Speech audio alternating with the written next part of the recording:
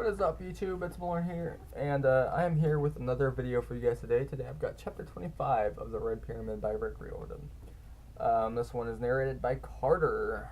It's called, We Went an All-Expenses Paid Trip to Death. Bum, bum, bum. Alright, let's begin. Being turned into a lizard can really mess up your day. As we stepped through the doorway, I tried to hide it, but I was feeling pretty bad. You're probably thinking, hey, you already turned into a falcon, what's the big deal? But someone else forcing you into another form, that's totally different. Imagine yourself in a trash compactor, your entire body smashed into a shape smaller than your hand.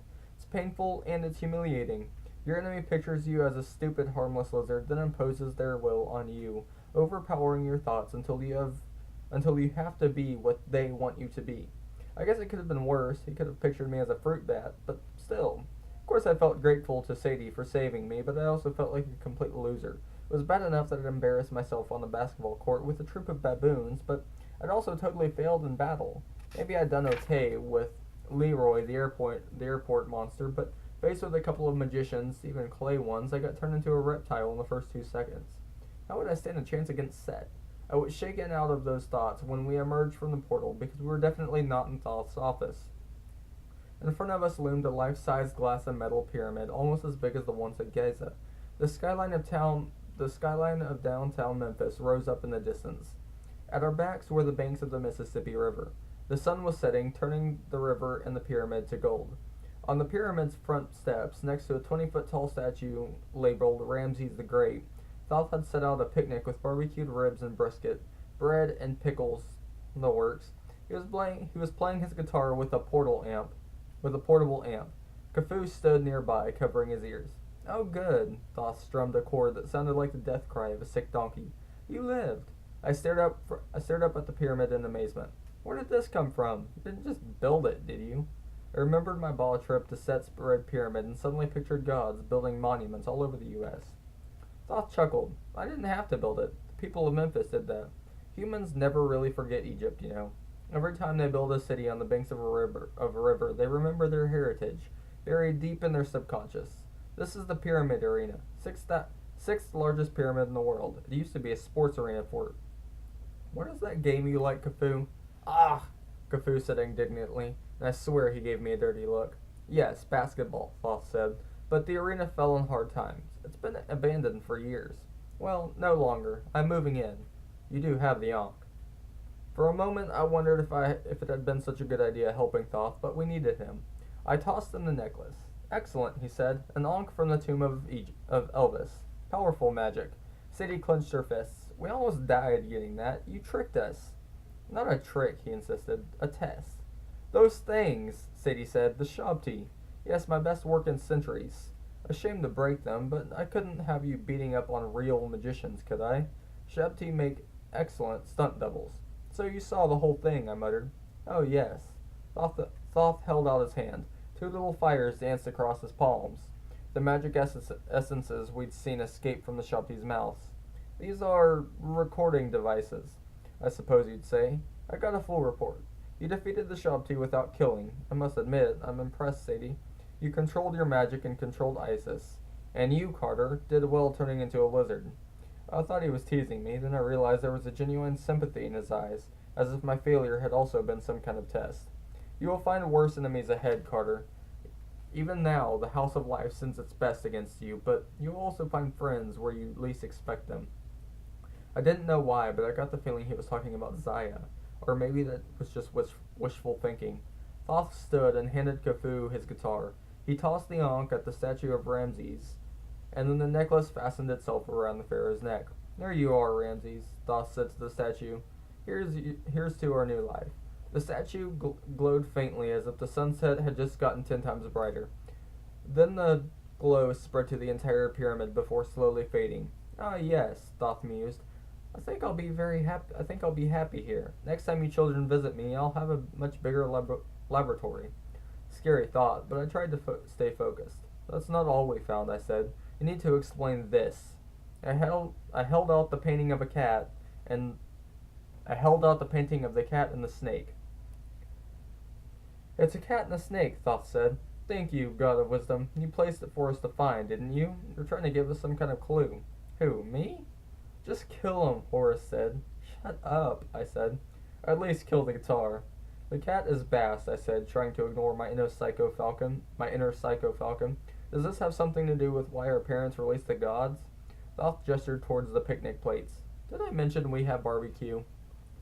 Sadie stomped her foot. We had a deal, Jehudi. You know, I like that name, Thoth mused, but not so much when you say it.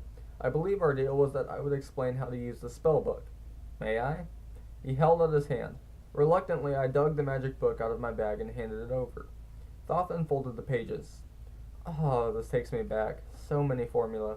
In the old days, we believed in ritual. A good spell might take weeks to prepare with exotic ingredients from all over the world. We don't have weeks, I said. Rush, Thoth sighed. Ah, Khufu agreed, sniffing the guitar. Thoth closed the book and handed it back to me. Well, it's an incantation for destroying Set. We know that, Sadie said. Will it destroy him forever? No, but it will destroy his form in this world, banishing him deep into the duat and reducing his power so he'll not be able to return again for a long time. Centuries, most likely. Sounds good, I said. How do we read it? Thoth stared at me like the answer should be obvious. You cannot read it now because the words can only be spoken in Set's presence. Once before him, Sadie should open the book and recite the incantation. She'll know what to do when the time comes. Right, Sadie said, and Set will just stand there calmly while I read him to death. Thoth shrugged. I did not say it'll be easy. You'll also require 2 ingredients for the spell to work. A verbal ingredient, Set's secret name. What? I protested. How are we supposed to get that? With difficulty, I'd imagine. You can't simply read a secret name from a book. The name must come from the owner's own lips and its own pronunciation to give you power over him. Great, I said, so we just force Set to tell us. Or trick him, Thoth said, or convince him. Isn't there any other way? Sadie asked. Thoth brushed an ink splotch off his lab coat. A hieroglyph turned into a moth and fluttered away. I suppose, yes. You could ask the person closest to Set's heart, the person who loves him the most. She would also have the ability to speak the name. But nobody loves Set, Sadie said. His wife, I guessed, that other goddess, Nephthys. Thoth nodded. She's a river goddess. Perhaps you could find her in a river. This just gets better and better, I muttered. Sadie frowned at Thoth. You said there was another ingredient. A physical ingredient, Thoth agreed. A feather of truth. A what? But I knew... Wait, a what? Sadie asked. But I knew what he was talking about, and my heart sank. You mean from the land of the dead? Thoth beamed. Exactly. Wait, Sadie said. What is he talking about? I tried to conceal my fear. When you die in ancient Egypt, you had to take a journey to the land of the dead, I explained. A really dangerous journey. Finally, you made it to the Hall of Judgment, where your life was weighed on the scale of Anubis, your hurt on one side and the feather of truth on the other. If you passed the test, you were blessed with eternal happiness. If you failed, a monster ate your heart and you ceased to exist. Amit the Devourer, Thoth said wistfully. Cute little thing. Sadie blinked. So, we're supposed to get a feather from this Hall of Judgment. How exactly? Perhaps Anubis will be in a good mood, Thoth suggested. It happens every 1,000 years or so. But how do we even get to the land of the dead, I asked. I mean, without dying. Thoth gazed at the western horizon where the sunset was turning blood red. Down the river at night, I should think. That's how most people pass into the land of the dead.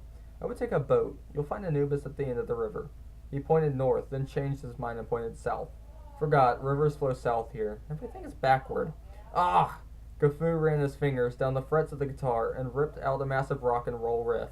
Then he belched as if nothing had happened and set down the guitar. Sadie and I just stared at him, but Thoth nodded as if the baboon had said something profound. Are you sure, Khufu? Thoth asked. Khufu grunted. Very well, Thoth sighed. Khufu said he would like to go with you.